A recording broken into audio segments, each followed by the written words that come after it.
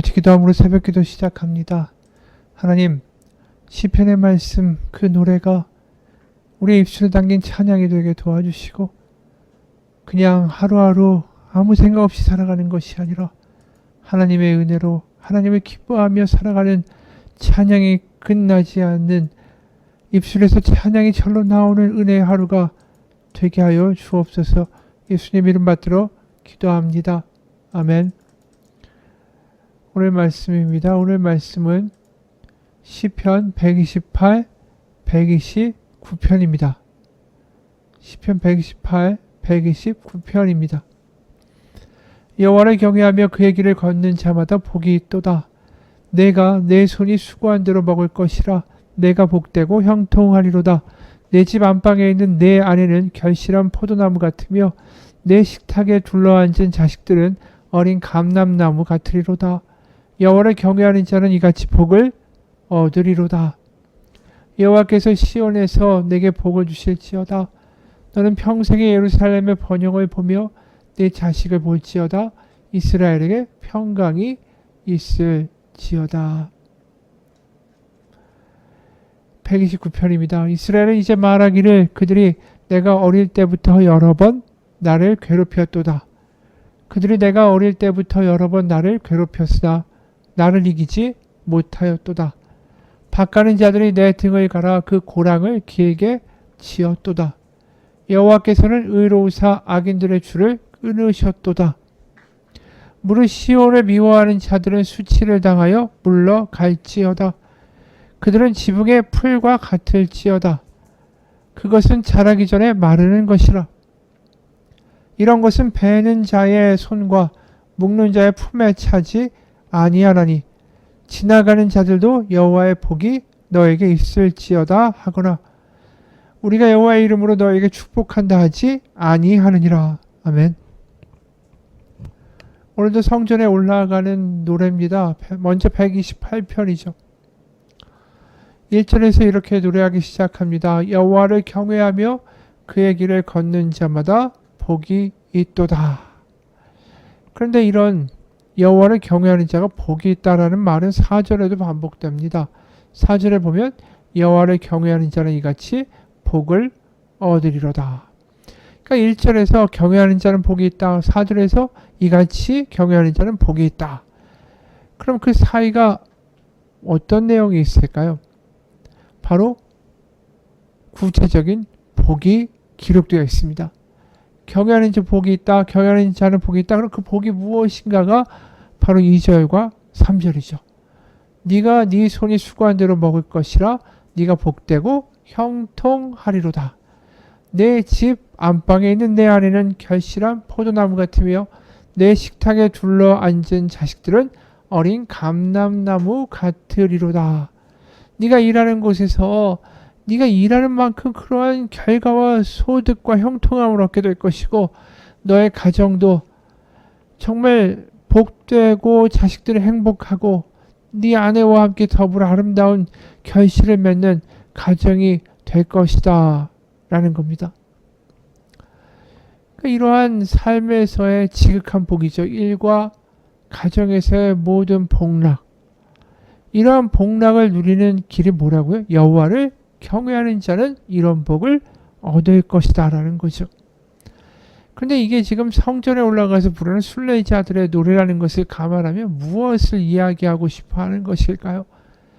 1년에 한 번 뭐 이렇게 와가지고 성전에 와서 제사 드리고 나는 하나님께 할 거 다 했다라고 내려가는 게 믿음의 전부가 아니라는 거죠.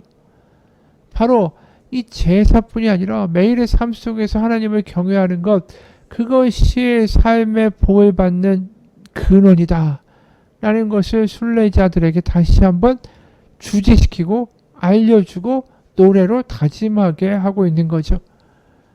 그렇습니다. 우리가 주일에만 하나님이 필요한 게 아닙니다. 우리가 매일 삶 속에서 나 하나님 없으면 안 됩니다. 하나님, 난 정말로 필요합니다. 이러한 매일매일의 하나님께 무릎 꿇는 경외의 고백들이 있을 때 우리의 삶에서 형통함이 드러난다라는 거죠. 그래서 그런 사람들이 이 남유다에 가득하고 또 각 거소에 가득하고 각 가정들이 이렇게 하나님을 경외하는 자가 될 때 하나님은 시온과 예루살렘의 번영과 더불어 이 모든 나라가 형통하게 되는 역사들을 가져오실 것이다. 그래서 5절에 보면 여호와께서 시온에서 내게 복을 주실지어다. 너는 평생에 예루살렘의 번영을 보며 내 자식의 자식을 볼지어다. 이스라엘에게 평강이 있을지로다. 그러니까 지금 시온, 이스라엘 뭐 이런 나라 전체에 대한 축복과 평강의 이 축복이 선포되는 거 아닙니까? 그게 다 어디서 오는 거라고요? 매일의 삶 속에서 하나님을 경외하면 유다의 이스라엘의 각 집안들이 그렇게 될 때에 시온의 복이 너의 복이 될 거고 예루살렘 번영할 거고 나라는 무너지지 않을 것이다 라고 말씀하는 거죠.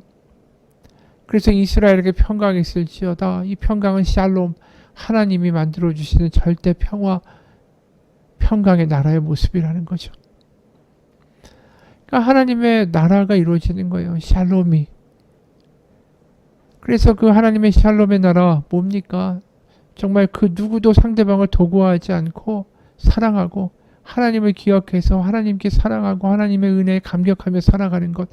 그게 이루어질 때 에덴 동산의 모습이 회복되는 거. 그게 하나님의 나라고 그게 하나님의 샬롬이 임하는 광경이죠. 근데 하나님이 결국 그런 샬롬, 복, 평강 그 모든 것에 그걸 어디다 두셨냐 하면 하나님을 경외하는 것. 여러분 예배에서 우리가 가장 절실하게 깨달아야 될 게 뭘까요? 오늘 시편 128편을 보면 결국 하나예요. 경외예요. 하나님께 예배하면서 우리는 뭘 배우고 경험하게 되냐면 내가 하나님 없으면 살 수가 없구나. 하나님이 정말로 난 필요한 존재구나. 하나님 앞에 엎드리게 되는 거. 그걸 예배하면서 찬양하면서 순례자로서 가장 크게 느끼고 돌아가야 한다라는 거죠. 그저 예배 왔으니까 너에게 복이 임할 것이다. 하나님이 너희의 아버지다. 뭐 이런 일방적인 위로의 말씀만 듣는 것이 아니라 나의 삶의 방식이 변화되는 거죠. 예배를 통해서. 예배에서 가장 우리가 얻고 나가야 될 게 결국 뭡니까? 하나님을 경외하는 매일매일의 삶의 방식이라는 거예요. 그러니까 우리가 오해하죠. 부흥회나 뭐 특별 새벽기도, 산상집회 뭐 이런 것들 하면서 하나님 앞에 올라가서 나 은혜 받아야 되겠다라고 올라갑니다. 복을 받아야 되겠다고 올라갑니다. 하지만 하나님이 정작 그들에게 가장 원하시는 게 뭘까요? 그리고 하나님의 나라를 이루어가는 가장 큰 길은 무엇일까요? 결국 하나님을 경외하는 매일매일의 삶입니다. 그냥 한 번 가서 하나님 앞에 엉엉 울면서 나 복 달라고 하나님한테 간구 고쳐달라고 이거 행해달라고 떼쓰고 어린아이처럼 뭐 그 기간에만 특별하게 하나님 앞에 나아가는 게 아니라 하나님이 원하시는 진정한 예배의 결과와 부산물은 뭐냐 하면 하나님을 경외하는 매일의 삶. 그게 우리의 삶을 복되게 하는 겁니다. 하나님 없이는 저 살아갈 수가 없습니다. 하나님 말씀해 주세요. 하나님 인도해 주세요. 하나님 가르쳐 주세요. 하나님 살아계심을 보여주세요.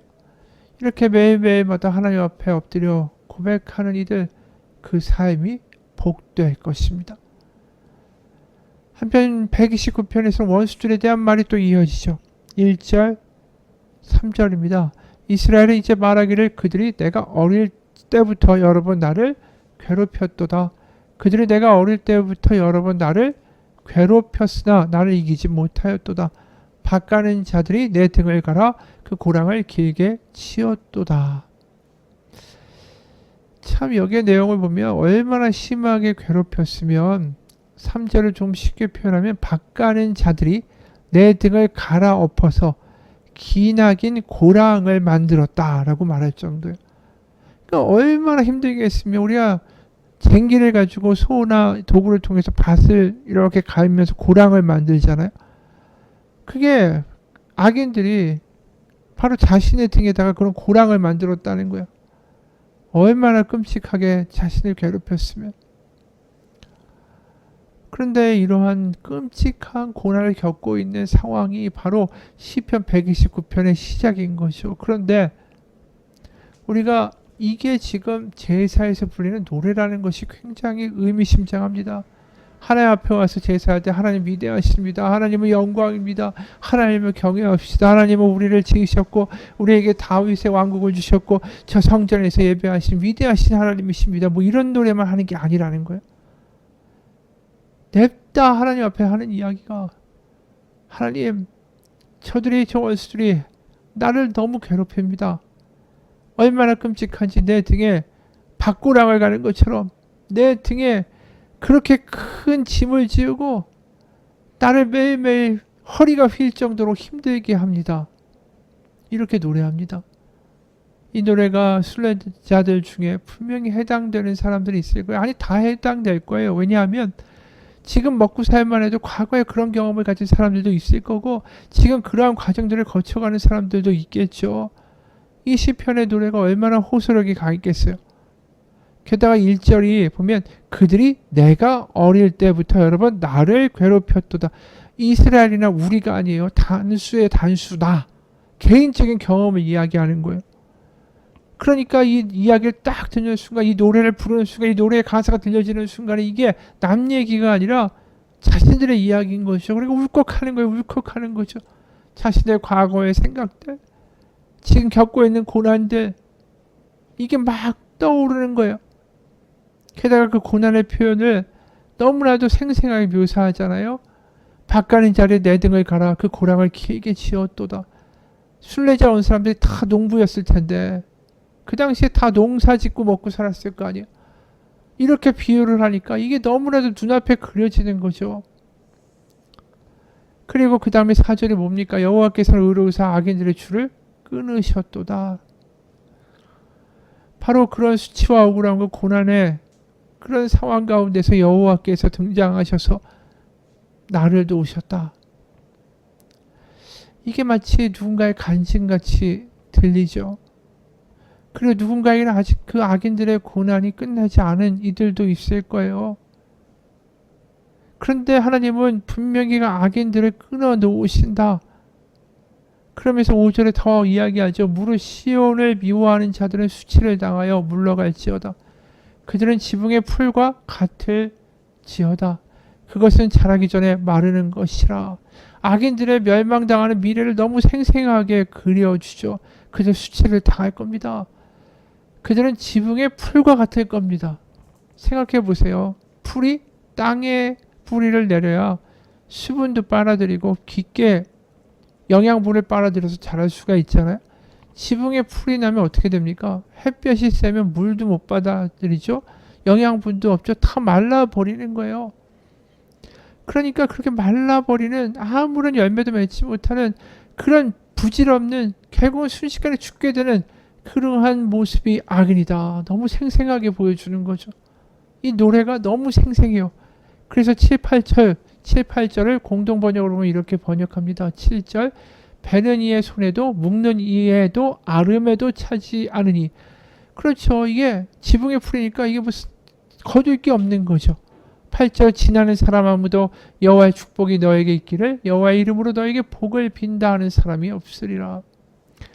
그들의 삶의 그 결말이 너무나도 끔찍하고 초라해서 그 누구도 당신은 복된 삶이라고 말하지 못하게 될 거라는 이야기입니다. 반대로 하나님을 경외하는 이들 지금 악인들에게 고통을 당하지만 결국 이 이야기를 듣게 되는 거죠. 여호와의 축복이 너에게 있기를 여호와의 이름으로 너에게 복을 빕니다.